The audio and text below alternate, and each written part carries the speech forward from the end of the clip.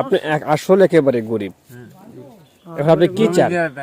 জমি জায়গা কিচ্ছু নাই না, খালি বাড়ির জায়গাটা আছে, শুধু বাড়ির জায়গাটাই।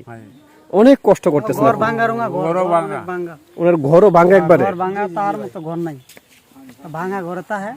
আচ্ছা আচ্ছা। বুড়া বুড়ি তাহে, ছেলে একটা আছে, তো তার নিজের সংসারে চালাইতেছে, ও, কষ্ট হইলে চলতেছে। উনি এখন অনেক কষ্ট করেন না? হারুক হ্যাঁ বলেন।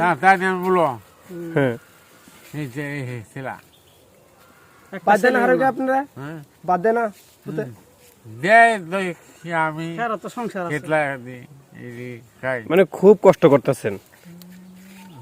আচ্ছা, উনি এই যে বয়োজ্যেষ্ঠ একজন মানুষ, ঠিক আছে, এখন উনি কষ্ট আছে, এটা কতটুকু সত্য নিজে বললো? হ্যাঁ সত্য, অনেকটাই সত্য। সত্য দেখ সত্য, এখনো অনেক কষ্ট করতেছেন, ভাঙা ঘরে থাকেন, হ্যাঁ, কিন্তু কেউ সাহায্য সহযোগিতা করে না। দেখতে পাচ্ছেন এই বৃদ্ধ একটি মানুষ, ওনার ছেলে আছে কিন্তু ওনাকে খোঁজ খবর নেয় না, কোনো টাকা পয়সা দেয় না। এই বৃদ্ধ লোকটা একটা ভাঙ্গা ঘরে থাকে, অনেক কষ্ট করে, ঠিক আছে। তার কষ্টের কথাটা আমাদেরকে বললেন। এখানে গ্রামবাসী উপস্থিত আছে, তাদেরকেও জিজ্ঞাসা করলাম, তারাও বললো হ্যাঁ এটা সত্য, ঠিক আছে। না, অনেকেই এই ধরনের বিরোধী করলে মনে করে যে মনে ভং 420 মনে মিথ্যা কথা, ঠিক আছে, কিন্তু এটা তো আসলে সত্য, তাই না? ঠিক আছে। তো এই গ্রামবাসী আসলে তারা বললো যে হ্যাঁ এই লোকটি আসলে অনেক কষ্ট করে, ঠিক আছে।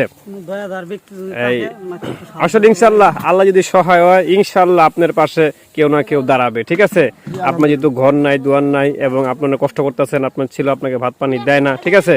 তো ইনশাল্লাহ দেখা যাক আল্লাহ পাক কি করে, ঠিক আছে।